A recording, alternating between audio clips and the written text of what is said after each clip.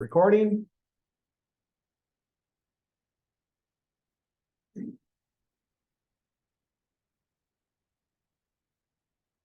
go to the black one. Yeah, there we go.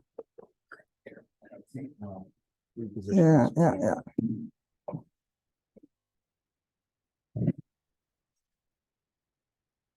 And our solo artist for today is. All right, how about that? Yeah, it's easier for me to sit and do this than to try to stand up and work with a clicker. So this is a ship that is docked in Savannah, Georgia. It is not part of our presentation at all, but there's a good place to put it since we're going to bypass a lot of historic places that I wish I could add, but we would be here past closing time, so that's not going to work very well. As you know, the East Coast is our historic entrance, I guess, to the United States because that's where most of our original immigrants came from. So we're going to be talking about the East Coast today. And starting way up at the top, in fact, in Canada, in New Brunswick, all the way down to St. Augustine. But I've left out a huge part, as you can see, and I'll talk as fast as I can because I know you'll be hungry. So we're going to start with Campobello Island. And I went up there with Anna Marie Lee, whom you may remember. It is off the coast of Maine and just right where New Brunswick and Maine hit. And it's the largest and only inhabited island in Campobello, which is one of the parishes or counties, you might say. A very small population. And the reason why we want to even look at Campobello Island is because the Roosevelt-Campobello International Park is there. And it was the home of Franklin D. Roosevelt when he was growing up as when he married, his parents gave him that home. I know of only one other one that's an international park, and that is Waterton, just north of Glacier. That's an international Canadian and U.S. Park. So what we're looking at is the state of Maine, and if you're coming up from Boston area or Portland, you'd come to Bangor and around this way to Lubec. There is a road along the coast, but as you can see, it would take you all day to go 35 miles. So we did try part of that along here, and it's very, very slow. Acadia Park, of course, is another interesting place to go, but more scenic than historic. So we go across a little bridge into Campobello Island. And as you can see, the park is just part of the southern part of the island. There are other hotels and cottages and things like that in the park, on the island. So this is the part that is the Campobello Island Park. And the Roosevelt Cottage and several other cottages are right in this area. In this part of it, there are all kinds of walking trails. And as you saw in the first slide, a very rocky coast. A couple of lighthouses. Beautiful woods. It's really a lovely place. And of course, it's cool in the summertime. So this is the, quote, cottage. Wouldn't you like to have a cottage like that? It's the cottage. What?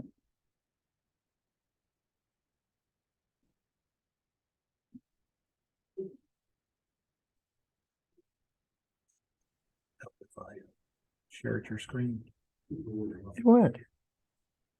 I thought you already had it. No, I was recording. Okay. So did you see any of that? No. I'm good now. Did you see the first slides? So Luann, can you see it now? Yes. Okay. Okay.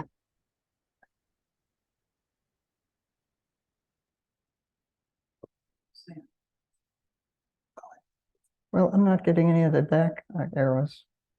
Let me get rid of this part. Minimize it. Yeah, there you go. I'll put that up here. There are a couple of other cottages, as you see, that are on the island that are more like cottages. And for example, Prince Cottage, you can have lunch there. There's a cafe there, and you can go through some of the other ones. So there are a couple of things to see there. And of course, beautiful flowers in the summertime. So as I said earlier, it was given as a wedding present for Franklin and Eleanor by Franklin's mother. And in 1921, he contracted polio here, but he did go on to become the president but didn't visit Campobello very much after that. He was a great sailor. And of course, having polio really hampered his style. So after Eleanor died, the next owner was Armand Hammer. And he then, after her death, just deeded the property to the governments and became the International Park. So, of course, you can go through the cottage, which is more kept at the 1920s style, the way it was when people came to visit. 34 rooms. And you can take guided tours through it. And you would, if you wanted a ticket, you would get it that day. Looks like my grandma's kitchen, pretty much. And beautiful views all over, looking out towards New Brunswick. So we're going to move now down the coast to Plymouth Plantation, as it used to be called. And lately they've called it Plymouth Patuxet, which is the Indian name for it, in Massachusetts. And where we're looking at is just south of the town of Plymouth, where the Mayflower landed. So we're looking at the plantation restoration right there. On this map, you see the Plymouth, the town of Plymouth, and this is where the new Mayflower, the rebuilt one, too, is docked, and Plymouth Rock. And the original Plymouth Plantation, 2 houses were in Plymouth, and then they were moved when they decided they had lots of other houses and things they could move here to have a complete village. They call it the English Village. So this is now a few miles south of the town of Plymouth.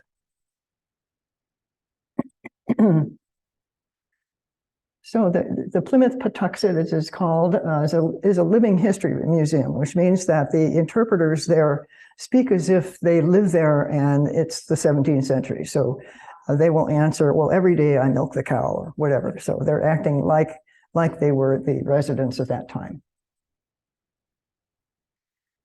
So there's the home site there. There's the English Village, as I said, the Mayflower 2, and the grist mill. The grist mill was added since I was there. But it's one of the Smithsonian affiliated museums. And I didn't realize the Smithsonian had museums outside of Washington, but in fact they do. So it looks like you might expect a village of the 17th century look, log cabins, thatch roofs, not paved streets, just the dirt roads. It's open in the summertime mainly. And this would be the Mayflower 2. The replica is the word I was thinking of.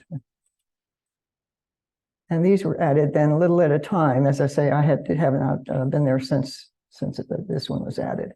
So in the buildings, you will see all kinds of people who will tell you about life in those times, and they will tell you stories. And this lady is tending this oven, which is held shut here with this door. Answering visitors' questions. There's the garden. And you might see animals walking through the village. And she's roasting some dinner on the spit here. Little singing group, singing songs of that period, or you might join in a little dance in the village. I think this girl is doing that.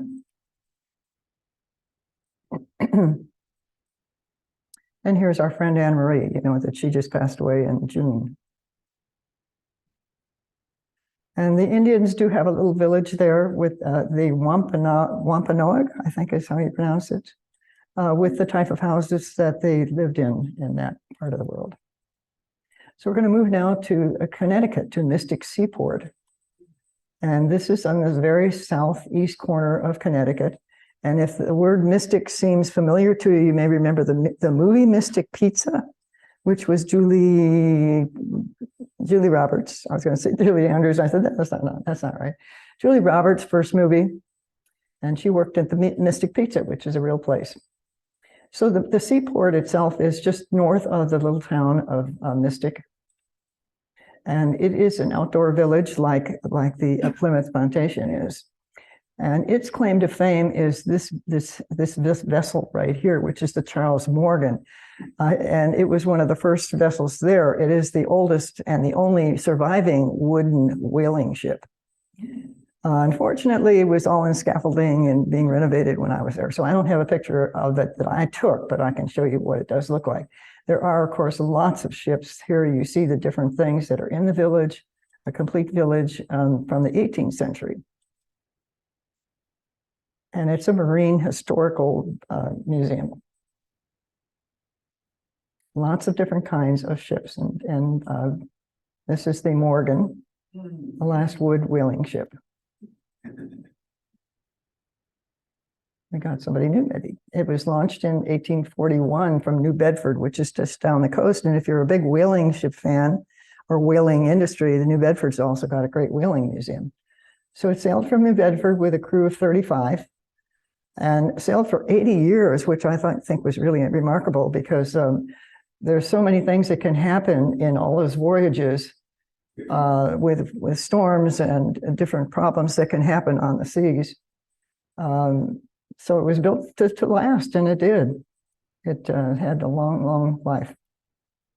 So it's now considered a National Historic Landmark. So just an idea of some of the different kinds of ships and boats that are around the village. And if you're not familiar with lobsters, how they catch them, they're these lobster pots. This one you can board and go on, the Joseph Campbell, which I did. And I'm not sure of what kind of ship this was, if it carried cargo or passengers or what it was. I couldn't find information on it. There are other things in the village, of course. You see lots of cute signs, little figureheads, a whole village with different kinds of buildings. A lot of them are commercial buildings, such as the general store and grocery store, the Congregational Church, the graveyard, the bank, and the pub. You can have sit down, have a real pub experience. And of course, there are some the houses that are open to tour. And these, as I say, would be from the 18th century, 1700s. Lots of boats, of course, to see, both in the water and in the museums there. And you see some of the ship heads that are being carved in this little shop. You can take a buggy ride. And you see that I'm there in the fall, which was a nice time to be there. Our next stop is the Statue of Liberty in New York. And how many people have visited the Statue of Liberty? Some of you, I'm glad to hear that. Glad to hear that. So it's claimed by both New Jersey and New York, as it's right at the entrance to the Hudson River. Lots of historical sites, as it's named. And as I say, it's claimed by both New Jersey and New York. You can go from New Jersey, which is where I went, going from the New Jersey Railroad terminal to Ellis Island and then to the Statue of Liberty and back again. Or you can do it from the Battery Park in New York. So I took it from New Jersey because I was picking up my friend Dee, who lived in New Jersey, and she had not been there since her children were small. And she was about 90 at that time. And she didn't get up early in the day, so we had a late start. We pulled in first to Ellis Island, but we really didn't have time to visit there because I had to be down the coast later on and take her home and all that. So we didn't stop at Ellis Island, but we did go on to Liberty Island, which, as you see from the air, I obviously did not take this picture. There's a walkway all around it, lots of sculptures. This part is the museum. This part is looking toward New Jersey. And of course, our statue is welcoming immigrants to New York Harbor, into New York, Ellis Island. And she's green because she is made of copper. Yes, yeah, she's copper. So there were 3 Frenchmen involved in this project. You all know, I'm sure, if you know your history, that this was a gift from France to the United States for our 100th celebration from 1776. Supposed to be here in 1876. Well, they thought of it a little late, like about 1865, and figured out they couldn't do it in 2 years. So it actually got here about 10 years later. And then we had to figure out where we were going to put it. So there are lots of things where you see the Statue of Liberty. This is on a cheese. So the 3 Frenchmen, Edward Laboulaye had the idea, first of all, to celebrate it, but he hadn't a clue as to how to make a statue like that. So he chose Auguste Bartoli as the sculptor who designed this over 300-foot statue. But he also had no idea how to actually put it together, and he was not a structural engineer. So they also included Gustave Eiffel, and I'm sure you know that name from the Eiffel Tower, with the engineering and also what some of the symbolism was. And of course, there are lots of symbolism in the statue itself. So here are our three fellows, and it looks like he's headless, but he isn't. He has his head kind of tipped back, and if you look, you can see his face right along here. So the three Frenchmen involved in designing this and making it happen. So the statue was constructed in pieces in France. It was put together in France just to make sure it was all going to fit, and then taken apart again, and then shipped over in a frigate. And I'm surprised the weight of it didn't sink that ship, but it didn't. It got here in time. So here are some things from the museum that show some things about it. It was named after the goddess Libertas, the Roman goddess Liberty. And the torch is the torch she's holding, and this is lit all the time, stands for enlightenment, lighting the way to freedom, and illuminating the path to liberty. Just some pictures from the museum there. And you may not know that she's also holding, not only holding the torch in her right hand, but she's holding this large tablet in her left hand, and that has the Roman numerals on it of the date of our Declaration of Independence. And she has one foot raised a little bit because she's releasing herself from the chains that shackle her. The seven rays in her crown represent the glowing light of the halo enlightening the world. Oh, I want to go back one minute, excuse me. In this picture, it shows the big celebration that happened when the Statue of Liberty was opened for the first time or dedicated. And I also found out, just rereading my notes, that it was the first time in New York that had a ticker tape parade. I did not know that. So this was a big deal to open this. And most of you, I know too, are familiar with the poem that is on the Statue of Liberty, but it wasn't on right away. Emma Lazarus wrote it for the statue, but apparently nobody paid much attention to her, and her friend got it posted on the Statue of Liberty after she died. Or later anyway. So we come back to this all the time and wonder if it's still our welcoming to our immigrants. Give me your tired, your poor, your huddled masses yearning to breathe free, the wretched refuse of your teeming shore. Send these, the homeless, tempest tossed to me. I lift my lamp beside the golden door. And I can hardly read that without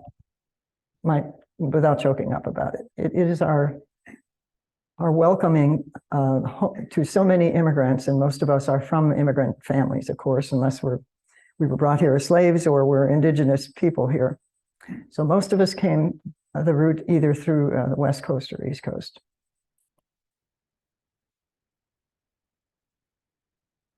So looking toward Manhattan from the Statue of Liberty, I have a couple of nice pictures. A little sailboat in the Hudson.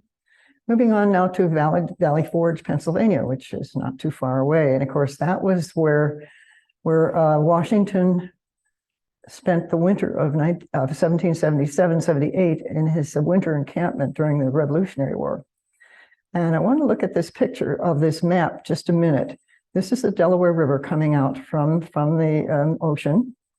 And this is the Schuylkill River, and Philadelphia is right between those two rivers, and Valley Forge is up the Schuylkill River a little bit. And I know some of you saw that when you went to the southern New Jersey journey a few years ago. So this is the area we're talking about. When we get to Philadelphia in a minute, we'll be talking about that area. So it sits on about 3,500 acres on the Schuylkill River, and it was his winter encampment. Here's a better picture of it. It's easy to find. It's well marked on any of the roads coming out of Philadelphia between King of Prussia and Phoenixville. So if you see any of those on signs, you will also see the Valley Forge National Historic Park signs for it. About 1 day march from Philadelphia, which was about 18 miles in that time. So here's my friend who lives in Phoenixville, Marie, whom I met on another trip, and two of our revolutionary friends. So the Revolutionary War lasted 8.5 years. It was on and off between the British and the Americans. They got some help from the Hessians, and we got some help later on from the French. So there was this period when the English army was encamped in Philadelphia, and Washington withdrew to Valley Forge during this winter from about December till June. And they built cabins here to live in. Not very good. We heard there that they were starving and dying, and Well, things were difficult, but they did have food. They didn't have battles there because the English had moved on to New York, but they did have disease, mostly flu and typhoid fever, which killed nearly 2,000 people. There were about 12,000 people there during that time.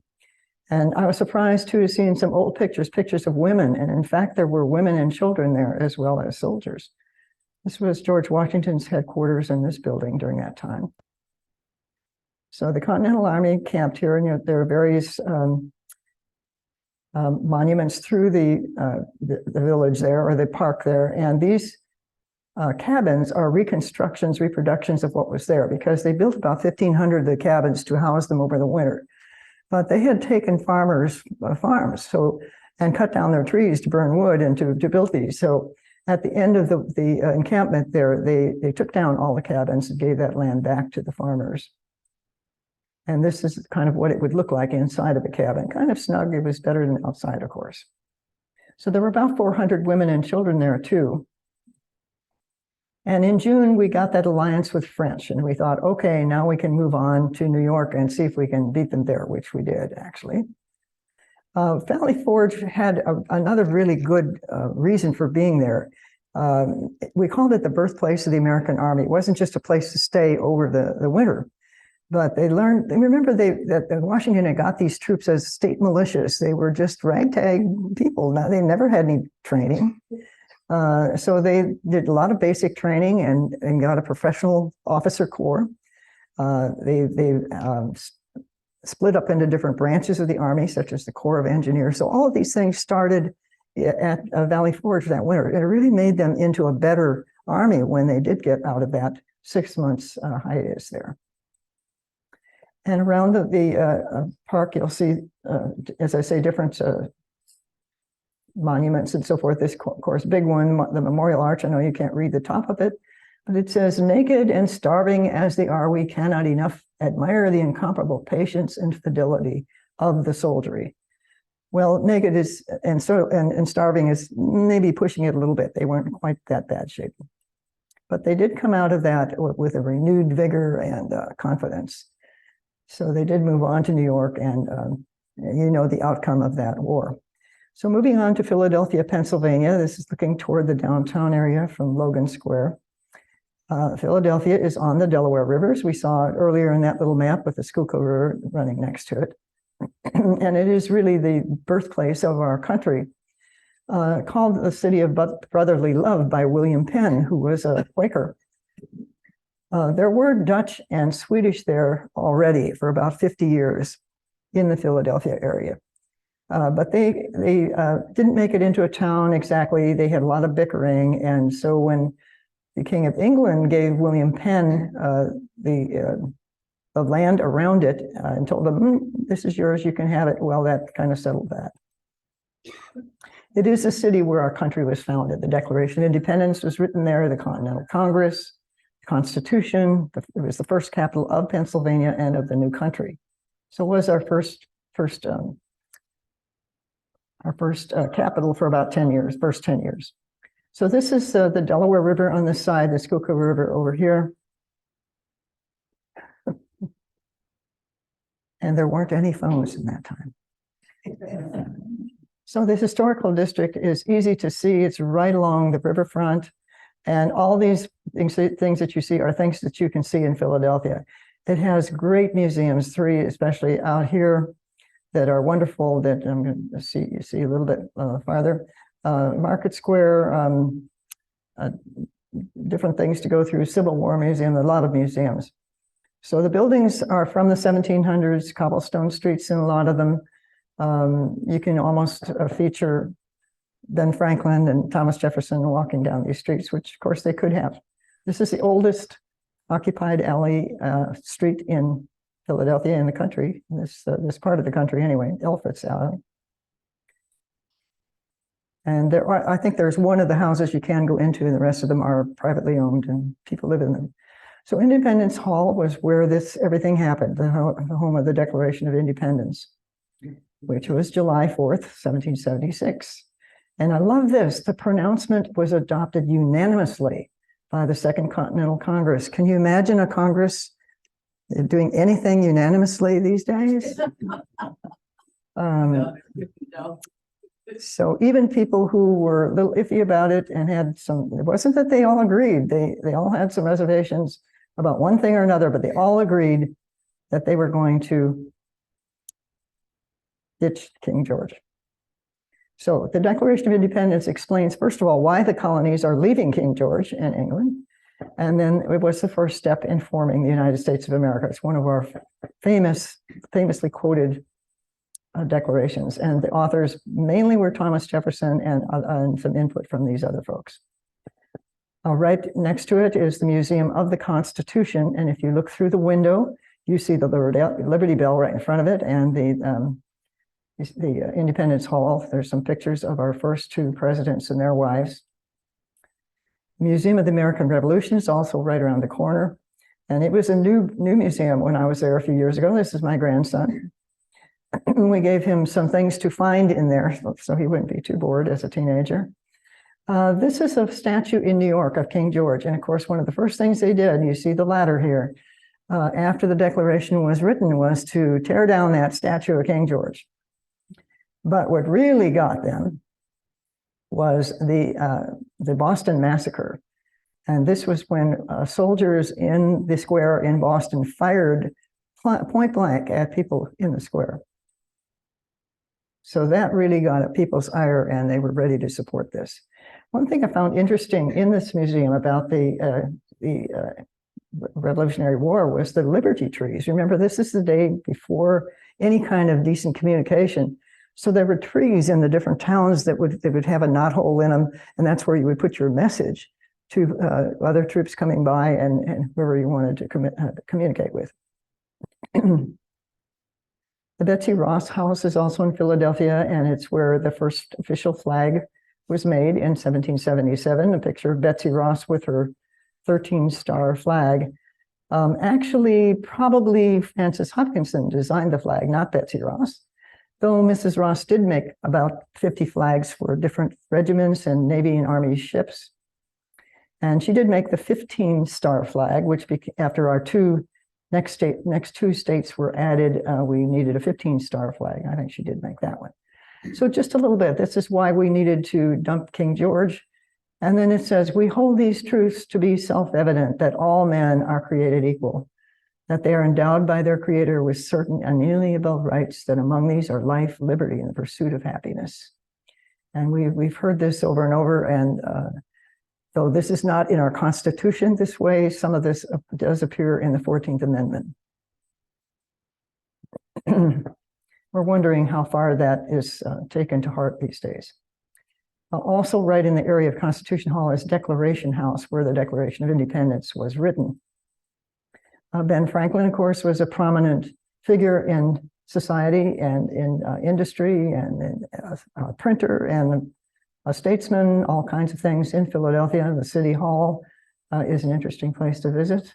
Washington Square is the statue, of course, one of the older buildings in Philadelphia, lots to see. You can have your Philly cheese on Saturday morning. It's a great place to go. As I say, the museums are wonderful, particularly the Philadelphia Museum of Art, which has some of the really prominent pictures, and of course, Rocky. The Barnes collection is a wonderful one, moved from a neighborhood. The neighbors didn't like it. Barnes had this amazing collection of Impressionist art and built a museum in his neighborhood to house it. All the walls fit the pictures. But the neighbors didn't like all the traffic. But in his will, he said it can't be moved. So it was a real dilemma. The way the city finally settled it is what was just down the street from the Philadelphia Museum of Art. They put this museum on a piece of property that looks exactly like the house of Barnes. When you walk in it, I've been into it twice, once when it was in the neighborhood and once when it was here. And I thought I was walking into the same place. So that's the way they solved that dilemma. And it's a wonderful museum to visit. Next to it is the Rodin Sculpture Museum. So this is from Lafayette Square, right in front of the museums, looking towards downtown. Lafayette, of course, was the French general who aided us in the Revolutionary War. So moving on to Gettysburg in Pennsylvania. Again, I know some of you have been to Gettysburg and have been to the Harrisburg journey, not very far away. And this is the Civil War battlefield, fought in July 1st to 3rd of 1863. And this was a turning point in the Civil War.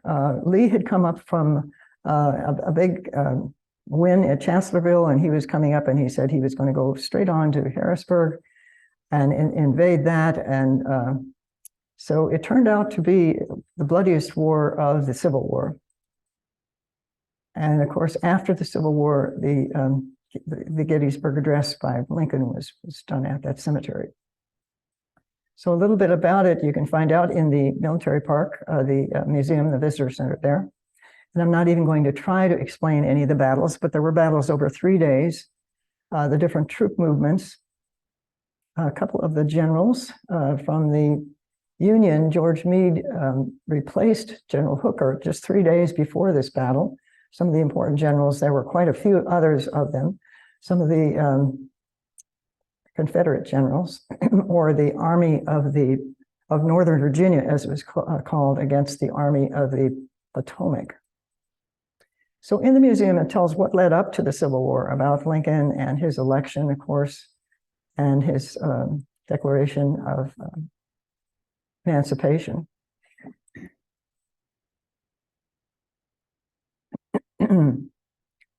So the Civil War was really fought to decide what kind of nation we were going to be.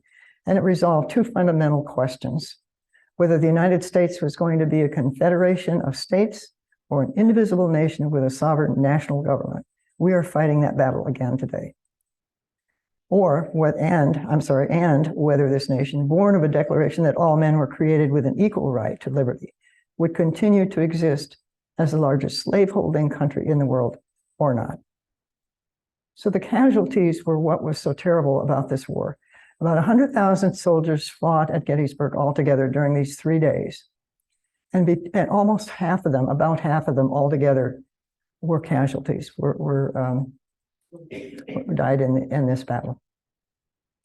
So after 3 days of fighting, Lee and his army retreated back to Virginia, and Meade did not pursue them, which of course would have been maybe the end of the war at that point, but they were so wiped out as well.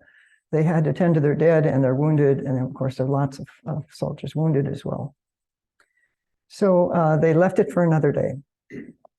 But this northern victory in the war preserved the United States. And they did go on, the Union, of course, did go on to, when slavery was abolished, to enforce that and to go on to win that Civil War and have Reconstruction after that time. So this is the total cost of the war: 625,000 lives, which is as many soldiers as died in all other wars in which this country has fought combined. The battlefield itself, there are many things now that you can see as you drive around. This is all farmland that's turned into now our national monument, national park. Little roundup, Devil's Den, were on the second day when there was a charge of the pickets charge, as they say, just point blank, just mowed down. The second day was the worst slaughter here. The soldiers who died here were buried here in the National Cemetery, which is now a national cemetery. And of course, through the cemetery, there are all kinds of monuments to the different state militias and places where the different soldiers had come from. Back in the front of the Virginia monument, of course, a lot of them from Virginia. You may recognize Dale Klosterman. So there's a good way that you can do the virtual tour. There are auto tours that you can either go to the website and watch tomorrow if you want. You can visit the battlefield and hear it on your cell phone in the car and go around from place to place, and it tells you where to stop and it tells you what happened there and what to look for. Moving on now to Washington, D.C., which is not too far away. I made several trips to Washington. So these were not all in one trip. It's almost, well, it is impossible to see Washington in one trip unless you're there for at least a month at a time, I think. So the National Mall is the main part of Washington with the historical stuff in it. There are Constitution Avenue on either side and Independence Avenue on the other side, I think. Is that the name of it? I'm not sure. Yes. And theoretically, there is a circulator bus. Now, I have never seen the circulator bus. I'm not sure where it is. It's very well hidden. It's a free bus. It's about 2 miles from one end to the other. So it's a good walk.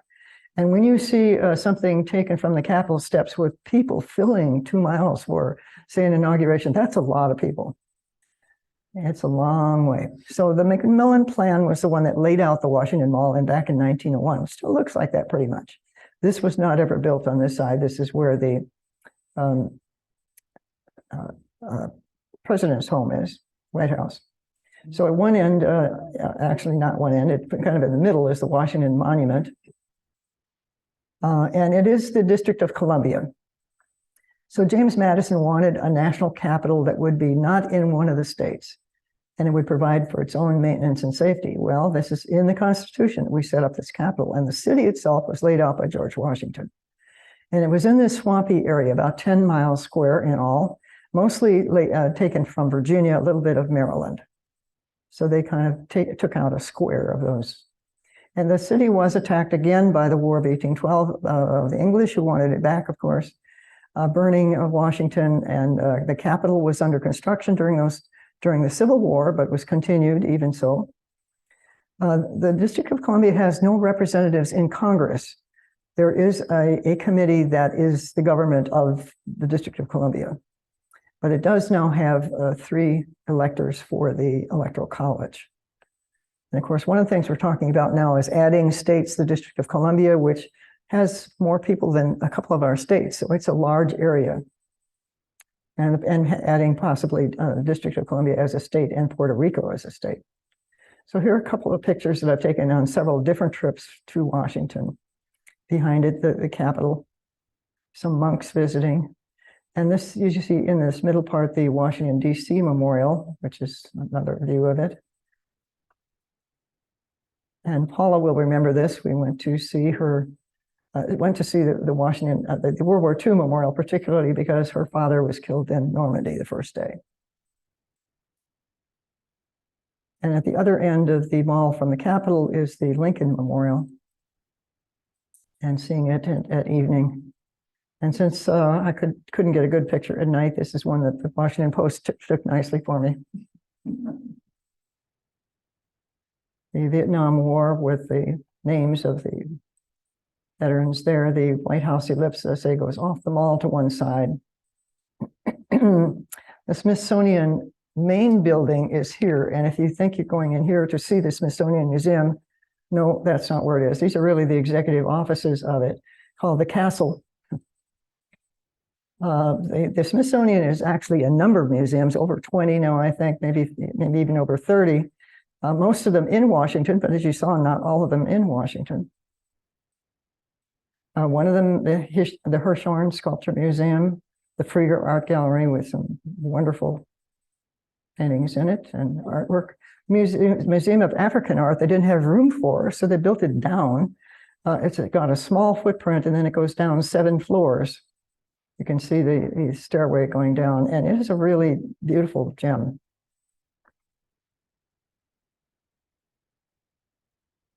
Of course, the National Gallery of Art is one of the museums that fronts onto the mall. And again, some of the most famous of paintings that we have in the US are in the museum there. And just across the street from it is the National Gallery of Art Annex, which is part of the National Gallery. And when I went in it the first time, oops, let me go back. When I went in it the first time, no. I looked around and I said, I asked the lady at the desk, I said, was this building by any chance designed by I.M. Pei, P-E-I? And she said, yes, it is. And I said, well, he designed our concert hall, Myerson Concert Hall. It looks just like it. And I was told just recently that there are no 90-degree angles in it, which I believe. So this is our Paula right here. She was on this trip with me. The Museum of the American Indian, and as you see, it doesn't have 90-degree angles either. The architect who designed that, Douglas Cardinal, also designed the Museum of Canada, in Quebec, just right across across the river from in Ottawa. It's the same architect and also those curved buildings. So a Museum of the American Indian is very, very nice. So this is the African American Museum. It wasn't on that list I showed you. It was added relatively recently, 2016. I was there in October of 2016, and saw it with my friend Barbara, who lives in the area. And so since it had just opened, the museum was very crowded. That was not part of it either. So it's the world's largest museum dedicated to African American history and culture. It's 3 stories below ground, and you start at the very bottom with slavery and coming up. So it's literally coming up as the African Americans have in our own history. And a very interesting museum. If you have a chance to visit that one. This is just one of the reliefs outside of the National Archives. And of course, the archives has come into the news here lately too, with some missing documents. The National Portrait Gallery is an interesting place to visit too. It's the national, these are the originals of these pictures that you've seen all your life with other people in our history. Also in the Portrait Gallery are inventors, portraits of the inventors, and also the original application for their patent and what they were getting the patent on. So this is Edison's first phonograph, and there are all kinds of inventions in this too. So the Portrait Gallery is not just pictures, it's another really interesting museum to go to. And outside in Virginia, of course, is Mount Vernon, which was the plantation home under construction that day, I'm sorry to say, but you could go inside, it wasn't affected. And Arlington National Cemetery is also quite near. The Lee Museum, Lee Arlington, was at half-staff that day. I'm not sure why, what was happening there. The Tomb of the Unknown Soldier, which is guarded 24 hours a day. Several monuments all through the park. This one's of the Challenger explosion. Of course, the JF Kennedy eternal flame. Moving on to Williamsburg, Virginia, not very far down from Washington. In fact, you can do a nice trip coming along the Blue Ridge Parkway in Shenandoah, Monticello, which we're going to see next, Richmond, and Williamsburg, a lot of historical things in that area. It's another living history museum. It was the early capital of Virginia. It's on 300-acre historic district. And like these other living history museums, we'll see people who were interpreters in dress at the time who would answer you as if they were. So the historic district is along Gloucester Street in downtown Williamsburg, the historic district. And the places to see the Governor's Palace and the Capitol and William and Mary, which is where Jefferson went to school. There was no such thing as a law school at that time. He got his law degree because he studied with a famous lawyer, as did some of the other people who were active in our government at the time. And Raleigh Tavern, which is the hangout for these people who were revolutionaries. So a couple of the buildings that we got to see, Capitol Virginia, Raleigh Tavern. There's Raleigh himself. The governor's house, and inside the lobby, you'll see all the rifles and on the walls, and the kitchen. And Gloucester Street has, of course, all the buildings from that era. Part of a fall trip. Another time that I showed this, someone's daughter was married in this church, Bruton Terrace Church. So you can see people doing their daily things. This lady's chopping wood.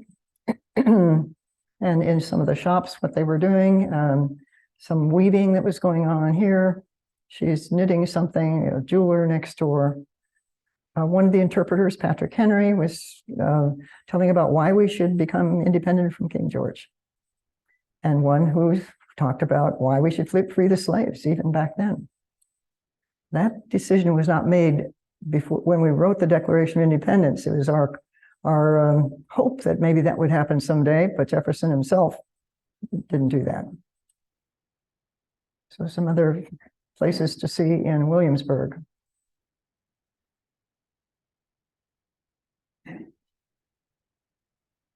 While I was there, the little fife and drum corps came by. So going over to Monticello, it's up on top of what we call a hill near Charlottesville, Virginia. And keep in mind, Charlottesville is Virginia and Charlotte is in North Carolina. It can be confused sometimes. So it's set just near the Smoky Mountains.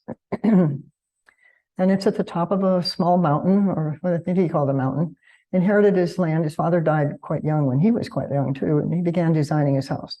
So he had this plantation of 5,000 acres, about 5,000 acres, originally tobacco, but then all kinds of other crops as well. So he inherited the slaves as well from his father and father-in-law who were doing the work on this farm, and moved into one of the outbuildings first while he was designing his house. This house was about 11,000 square feet. He married Martha Skelton, and they had 6 children altogether, only 2 surviving daughters, and one of those died when she was 25. So the remaining daughter was his hostess when he entertained. But of course, we know that he had a Sally Hemings affair during this time, who was one of his slaves, and also had 6 children, 4 of whom survived. And another thing I found out was interesting was that Sally Hemings and Martha Skelton were both daughters of the same father. So Sally Hemings, of course, was black. Martha Skelton was white. So this was Sally Hemings was a long-term affair of Jefferson's. They say about 38 years. The Hemings children were not set free when he died. So Monticello now is a historic landmark and a UNESCO World Heritage Site, the only personal home that's a UNESCO World Heritage Site in the US, along with the University of Virginia, which Jefferson also designed the main buildings. So as you come up that parking lot and are driven around, you come to this front home, and there are 3 archways as you come into the front of it. And it looks like it's not very big. This is the back side of it, but there are actual buildings along below surface that you don't see when you're first coming along. So Jefferson was an amazing man, a statesman, a diplomat, a lawyer, architect, philosopher, a founding father. He was 3rd president of the United States. He was vice president as well. He died on the 4th of July, the same day as John Adams. And John Adams was president when he was vice president. And at that time, the way they worked it, the election was the person who got the most votes was the president, and one who came in second was vice president. Well, of course, Adams and Jefferson were different parties, so they didn't get along very well. They had a different viewpoint. He is buried on this property. There is a small cemetery there. He was governor of Virginia, founder and first president of the University of Virginia, author of the Declaration of Independence, representative to the Continental Congress, the first minister to France before we were fully a country, first Secretary of State, also went back to France, first vice president. They did change that law, by the way. They said, no, this isn't going to work. So they did change the law about how we elected a vice president. And of course, what he's known for is the purchase of the Louisiana purchase from France for $15 million. I guess they were short of cash at the time. And he authorized the Lewis and Clark expedition. And that purchase about doubled the size of the United States at that time and was a real bargain. You try buying that much property for $15 million today. Can't be done. So when the Library of Congress was in the Capitol building during the War of 1812, that building burned and burned the library, all of the Library of Congress. So after that time, he donated his own library to the Library of Congress. Actually, it wasn't donated. He did get a fee for it. So he designed his own house in the plantation buildings, as well as the University of Virginia, the Capitol, and other buildings. So what's interesting is Monticello has many, many novel features. He was a big fan of gadgets. So these are the 3 archways that you saw coming in. This is that dome overlooking out the back. So these were the public rooms, the dining room and waiting room, and a reception room. And then his private rooms on this side. This was his bedroom and his study. In between was his bed. This was another fancy thing that he had. So here are the three archways as you would come into the building this way. There are a lot of memorabilia from the Lewis and Clark exhibition here and in his office. Here's this bed between the walls. I wouldn't like to make the bed. And the dining room, he had them put the table away, fold it up, put it away when it wasn't in use. So as I said, part of it's below ground. So if you're coming in from the drive, you would be up on this level, not even seeing all these storerooms below. Let's move on now to Kitty Hawk. This is down on the Barrier Islands of North Carolina. And this map is interesting too, because it shows two national parks, Shenandoah and the Great Smoky Mountain National Park, and in between the Blue Ridge Parkway and the Shenandoah Parkway, the Shenandoah National Park. And this line along here is the Appalachian Trail, which runs through here. We were reading this in our book club about them going through Shenandoah Park as the best kept up of the trail, as this is true. And I've been to Shenandoah, I think 8 times. I spent the night there several times and had lunch there other times. So it's a wonderful place to visit. And if you're going on to Charlottesville and Charlottesville up here in Virginia, you can come along here and come over. So anyway, this time I did go to the Outer Banks in this particular trip. And the Outer Banks are these barrier islands off the coast of North Carolina and Virginia. And Kill Devil Hills is on this first island, which is Kitty Hawk Island. And then there's the second island is the National Seashore, which is not inhabited, so to speak. This is full of beach houses and restaurants and hotels and that kind of thing. The last island, a very small one, Ocracoke. These are joined by bridges, but from here you have to take a ferry. So as you come down this, I spent one day at Kitty Hawk and spent overnight with an evergrainer at Kitty Hawk. Came across here down this island and into Ocracoke. And this was the last day of September. And it was very quiet. All the visitors were gone, which is a great time. September is a great time to go to the Barrier Islands if there are no hurricanes. But when I crossed this bridge, I was stopped and said, "Do you have a place to stay tonight? Because the last ferry has left." So you're stranded there without a place to stay unless you have a hotel or you're in time for the ferry. So a few things about the Barrier Islands. So we said the first island has Kitty Hawk and Nag's Head. The second one, Hatteras National Seashore with the Hatteras Lighthouse.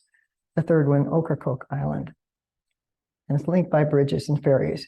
The Cape Hatteras Lighthouse is interesting because as the island began to erode, this became in danger of falling off into the ocean. And so they moved it. They put it on rollers and they moved it about 150 feet.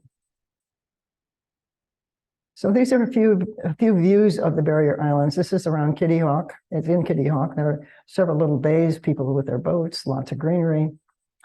This one from down the coast a little bit at Nag's Head and the islands, you can see the sand and various beach houses along here.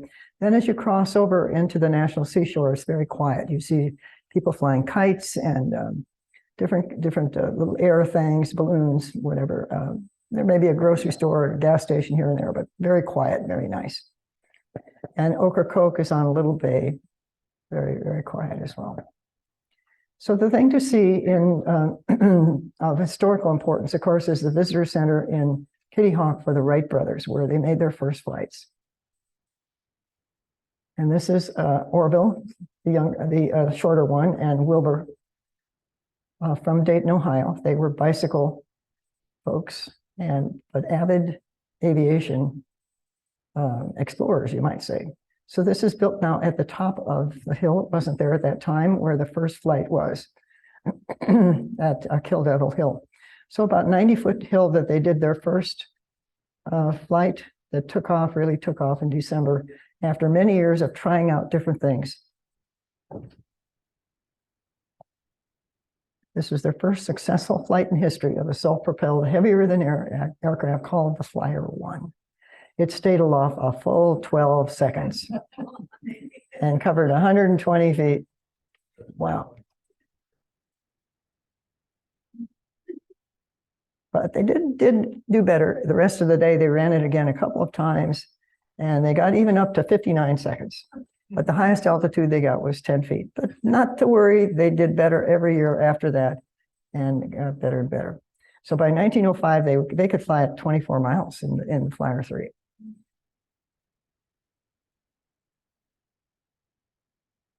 So there was a photo set up. The camera was set up. So when that got off the ground, you see the shadow on the ground. This is Orville and this is Wilbur.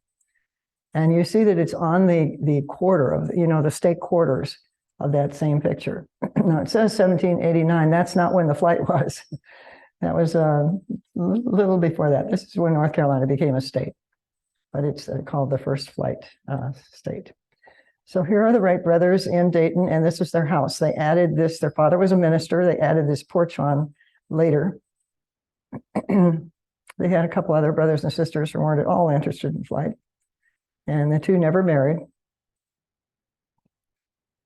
The visitor center is very good. Their rangers tell you all about it and how they were made. They had to physically lie down on it. These wings are made of fabric. And they have the sewing machine there that they made the sails on, the wings on, sorry. So there are three issues that you need to get an airplane off the ground. First of all, you have to get it up, and then you have to keep it running. Of course, you need a little engine, and then you have to control it so it doesn't do a nosedive on you or go somewhere you don't want it to go. So these are the three issues that they were working on, not only them, but other people interested in aviation, inventors in the United States and also in Europe. And there was a big rush then to, and some controversy over who did it first. But they did get the patent on that and the glory for that. So in this museum, there are also some of the people interested in flight and some of our more recent flyers, the astronauts in this flight museum. Our last stop, I know you're glad, St. Augustine, Florida, and it's a little funky place. It has an alligator island, alligator farm. How many people have been to an alligator farm? So St. Augustine is in this little set of bays in here, just south of Jacksonville. A couple of people did land there a couple of times, but they never put their flag in the ground. The first person to do that was Pedro Menendez, August 28th, 1565. And it was the feast of St. Augustine of Hippo, which was his personal patron saint from Spain. So that is why he named it that. So it was settled way before Jamestown, Williamsburg, Plymouth, and we seem to have forgotten that. It was by the Spanish, not the English. It served as a base against the pirates. And if you remember anything about my Caribbean, there were lots of pirates, lots of forts, because they were all wanting all this Caribbean property. So Spain, it went back and forth between the French and the English and Spain, and finally it ended up with Spain ceding Florida to the United States in 1819, which was ratified a little bit later. It became a possession and then a territory and then a state in 1848. So again, the place to start is in, you see the fort, is in the visitor center where you can see that this is the visitor center where you can see some of the history and take the little ghost train around town if you want. 1565, and the Castillo, the fort. A map of the town is in the tile on the floor, which is very handy. There's also a lighthouse there that you can go to. And of course, the San Marcos Fort, St. Marcos. So it's in pretty good shape considering how old it is. It's been repaired, of course. And we have the guards in costume of the time. The oldest house in San Augustine, I never did find out exactly what year that was, but if the first explorers were 1565, I expect it's around that time. Some lovely hotels, some step back in time with old houses, buggies. And if you see this kind of architecture, we're talking not about Pedro, who is the founder here, but Henry Flagler. So Flagler was a partner of John D. Rockefeller in Standard Oil. And he arrived in St. Augustine in the 1880s. And I bet it was winter because he thought, how many people might be interested, these Canadians and New Yorkers be interested in coming to Florida in the wintertime? So he started building first of all, bought up local railroads, incorporated them into a fully functioning Florida East Coast Railroad, which had its headquarters in St. Augustine. So he started building hotels, resorts, churches, a Flagler College, and they looked like this. So if they look like this, they got Flagler's thumbprint on them. Ponce de Leon Hotel, named after the Spanish explorer. Flagler College, some of the churches. So Flagler was the one who opened up Florida to the tourist industry, you might say. So this is the city gate, the way it looks now, and this is the way it looked back in the old days. A beautiful bridge crossing some of these waterways, gazebos, and I'm ending up with a little bay at Ocracoke Island on this last day of September, just kicking back in the hammock and liking the quiet of the barrier islands. So that's all, folks. How long did it take this trip? Or did you This is not one trip. This is not one trip. I have daughters living in across from Pennsylvania, from Philadelphia, and on the other side of the river. And I've been there 15 times, I think, and another daughter in Raleigh. So they work, and I see them on the weekends, and in between, I amuse myself, like going to the barrier islands and Shenandoah and Richmond. And as I say, I skipped a lot of things. Then I had a son in Florida for a while, too, and now in Hawaii. But I've made a lot of trips to the East Coast. As I say, 8 times to Shenandoah alone, because that's one of my favorites. So these are from different trips. Some of them are from one trip, like the Campobello Island and New England. I've only been there once, but particularly Philadelphia and Washington have been multiple times. You tell them about getting lost in on the Appalachian Trail, you and me. I didn't mention that. No, we got lost. we weren't. And we didn't have any cell service. No, we didn't have cell service. We lost the blazes. We were following the blazes on the trees, and all of a Yeah. sudden, no blazes. Yeah, yeah. When Paula and I were there, we were on our way to Harrisburg for that journey, which is where we went to Gettysburg. So that was part of that journey. But yes, we did go to Shenandoah that time, and to Washington, as I mentioned. But other ones were with other people, and yeah. It's hard to get lost on the Shenandoah, though. Well, It's harder to get off of it. well, we weren't trying to follow the Shenandoah, the Appalachian Trail so much, but we did see signs for it. If you stay at the lodge in Shenandoah, which is where I've stayed a number of times, it runs right in back of the restaurant, so you can see people walking by it right by the restaurant. But no, we went out hiking, and there are different trails. You know, there are lots of trails. I was there with Teresa Wilkin another time, and that was when I first discovered my feet cramped if I started walking over 5 miles. And she got back a lot sooner than I did and wondered where the hell I was. But it was because, not because I got lost, but I was sitting down massaging my foot saying, oh, how in the world am I going to walk this back? She kind of left me stranded up there, but I did get back eventually. So I'm probably not a long distance hiker anymore. I did hiking in Croatia, but that was before all this foot problems. Any questions about anything you saw or that I left out, or the places you've been? The first post office is also in Philadelphia. Yes, which was it Ben used to Franklin. It used to be a seat in the White House. Mm-hmm.